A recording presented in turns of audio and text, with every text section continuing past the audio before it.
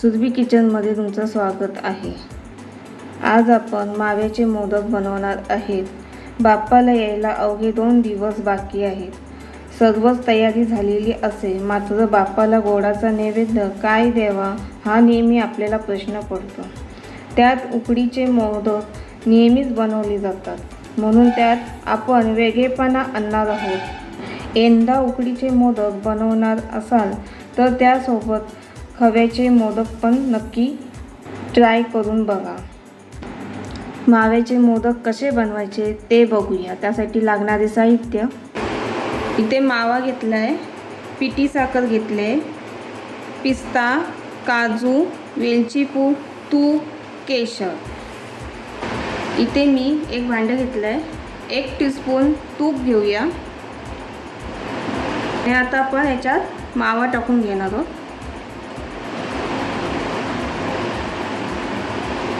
इथे मावा मी 100 ग्रॅम घेतलेला आहे।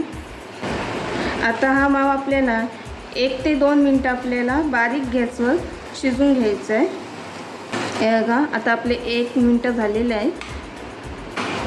याला आपण 1 ते 2 मिनटात चांगलं शिजवून घ्यायचं आहे। ते बघा, आता मस्तपैकी ते आपलं मावा शिजून झालेला आहे। त्याच्यात वेलची पूड घालून घेऊया। वेलची पूड घातल्यानंतर हे सगळं मिक्स करून घ्यायचं आहे। आता त्याच्यात थोडंसं केशर टाकून घेते।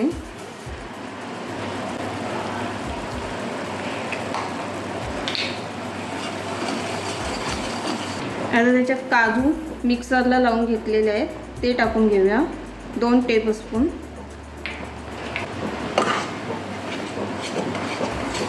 काजूची पावडर टाकल्यानंतर पूर्ण मिक्स करून घ्यायचं आहे। पिस्ताचे बारीक काप करून घेतलेले आहेत, ते टाकून घेऊ याच्यात, 1 टेबलस्पून।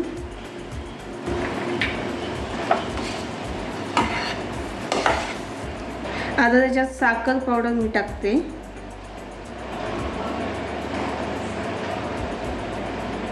तुम्हाला जसं गोड पाहिजे तसं त्याप्रमाणे तुम्ही साखर याच्यामध्ये टाका।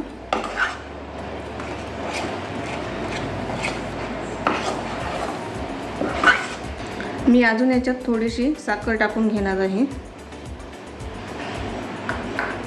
आणि हे परत मी मिश्रण मिक्स करून घेणार आहे। आता हे आपले मिश्रण तयार झालेलं आहे मोदक बनवण्यासाठी।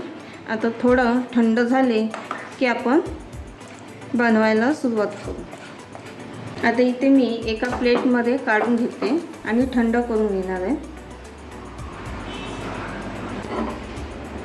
आता इथे आपलं हे सारण थंड झालेलं आहे, चांगलं असं मळून घेऊया। थोडंसं तूप लावून घेऊया हाताला।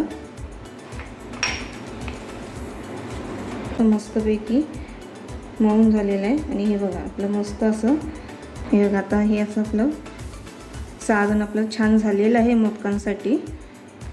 आता आपण मोदक बनवायला घेऊया। आता इथे मी साचा घेतलेला आहे। इथे माझा साचा जरा मोठा आहे, तुम्ही छोटाही घेतलात तरी चालेल।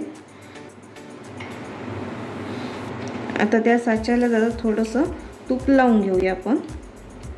तूप लावून झालं की हे सारण आपण याच्यात भरून घेणार आहोत।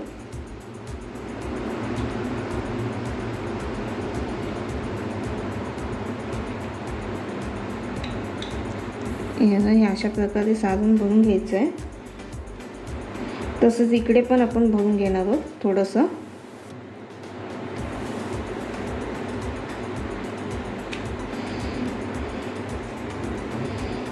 आणि याच्यात पण आपण थोडंसं भरून घेणार आहोत।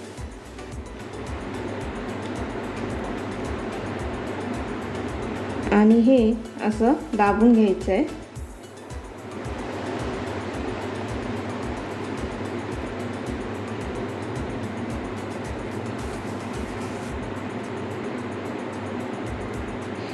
हे बघा, या अशा प्रकारे दाबून घ्यायचं आहे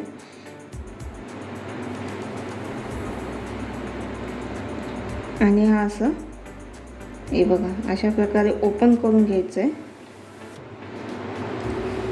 हे बघा आपलं, हे बघा आता आपलं माव्याचं मोदक तयार झालेला आहे मस्तपैकी. हे बघा छान असं झालेलं आहे.